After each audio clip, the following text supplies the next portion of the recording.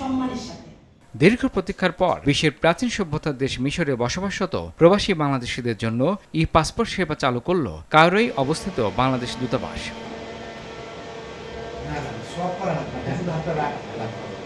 দূতাবাসের কনফারেন্স রুমে দ্বিতীয় সচিব শিশির কুমার সরকারের সঞ্চালনায় ও রাষ্ট্রদূত সামিনা নাজের সভাপতিত্বে অনুষ্ঠিত ই পাসপোর্ট উদ্বোধনী অনুষ্ঠানের প্রধান অতিথি ছিলেন স্বরাষ্ট্র মন্ত্রণালয়ের সিনিয়র সচিব নাসিমুল গনি। এ সময় বিশেষ অতিথি ছিলেন ই পাসপোর্ট প্রকল্পের প্রকল্প পরিচালক ব্রিগেডিয়ার জেনারেল মোহাম্মদ নুরুস সালাম পিএসসি। ই পাসপোর্টের মাধ্যমে বিশ্বের বিভিন্ন দেশে বাংলাদেশি নাগরিকদের ইমিগ্রেশন প্রক্রিয়া সহজতর হবে এবং বাংলাদেশি নাগরিকদের মর্যাদা বৃদ্ধি পাবে বলে মন্তব্য করেছেন স্বরাষ্ট্র মন্ত্রণালয়ের সিনিয়র সচিব নাসিমুল গনি। একটা বড় উদাহরণ, এখানে 38টি বেসিক সিকিউরিটি ফিচারের পাশাপাশি কোনো রকম ডাটা মিসম্যাচের কোনো সুযোগ নাই। এই পর্যন্ত কোনো এরকম কমপ্লেন আমরা এই পর্যন্ত পাইনি। 10 আঙুলের ছাপ, আইরিশ, ফিঙ্গারপ্রিন্ট এ সকল বেসিক নিরাপত্তা বিধান সহ সর্বোচ্চ ডাটা চিপের নিরাপত্তা নিশ্চিত করতে সেবা প্রদান করা হচ্ছে। এর বাইরে ইতিমধ্যে 72টি আঞ্চলিক পাসপোর্ট অফিসে আমরা পাসপোর্ট সেবা প্রদান করছি। আজকে মিশর সহ প্রায় 58টি দেশে এই পাসপোর্ট সেবা ইতিমধ্যে আমরা চালু করেছি, যার মাধ্যমে 117টি দেশে বসবাসরত বাংলাদেশি প্রবাসী পাসপোর্ট সেবা পাচ্ছে। ই পাসপোর্ট বাংলাদেশ মিশন মিশরের উদ্বোধনী অনুষ্ঠানের সম্মানিত প্রধান অতিথি জনাব নাসিমুল গনি, সিনিয়র সচিব স্বরাষ্ট্র মন্ত্রণালয়।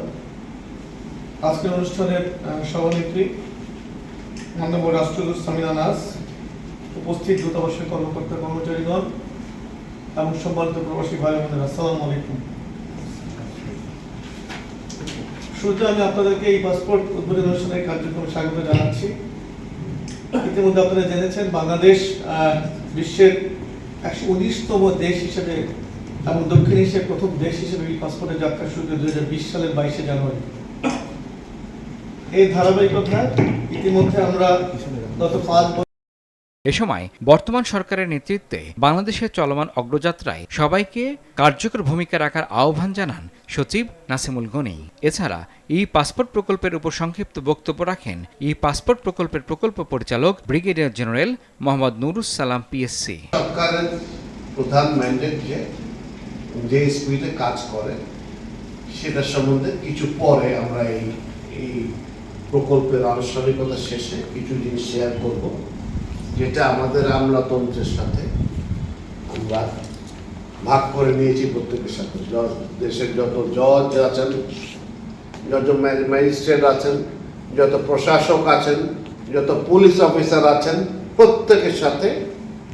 আর ই পাসপোর্ট সেবা চালুর সাথে জড়িত সবার প্রতি কৃতজ্ঞতা প্রকাশ করেন মিশরে বাংলাদেশের রাষ্ট্রদূত। আমার ডিয়ার কলিগস, আসসালামু আলাইকুম। যেহেতু আমরা এখন ঈদের ছুটির শেষ পর্যায়ে আছি, সবাইকে এই সুযোগে আমি ঈদের শুভেচ্ছা জানাচ্ছি।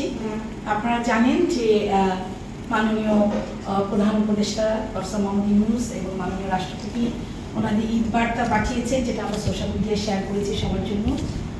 এবং একই সাথে আমি শ্রদ্ধা জানাচ্ছি আমাদের জুলাই বিপ্লবে গণ-অভ্যুত্থানে শহীদ সকলের প্রতি এবং যারা আহত ছাত্র জনতা আছেন সবার প্রতি সমবেদনা জানিয়ে আমাদের আজকের এই পাসপোর্ট কার্যক্রমের সমাপনী বক্তব্য ধন্যবাদ জ্ঞাপনের জন্য আমি। এ সময় মিশরে আরটিভির প্রতিনিধি আফসার হোসাইন সহ 3 মিশর প্রবাসীর হাতে এই পাসপোর্টের স্লিপ তুলে দেন যথাক্রমে স্বরাষ্ট্র সচিব নাসিমুল গনি, মিশরে বাংলাদেশের রাষ্ট্রদূত সামিনা নাজ এবং ই পাসপোর্ট প্রকল্পের প্রকল্প পরিচালক ব্রিগেডিয়ার জেনারেল মোহাম্মদ নুরুল সালাম পিএসসি। ই পাসপোর্ট উদ্বোধনী অনুষ্ঠানে উপস্থিত ছিলেন মিশরের বিভিন্ন বিশ্ববিদ্যালয় এবং আন্তর্জাতিক সংস্থায় কর্মরত বাংলাদেশি শিক্ষক কর্মকর্তাবৃন্দ, মিশরের প্রসিদ্ধ বাংলাদেশি ব্যবসায়ী, বিভিন্ন বিশ্ববিদ্যালয়ে অধ্যয়নরত বাংলাদেশি শিক্ষার্থীবৃন্দ, পেশাজীবী, শ্রমজীবী সহ বাংলাদেশি মিডিয়া ব্যক্তিত্ব। ইমরুল হাসান, আরটিভি।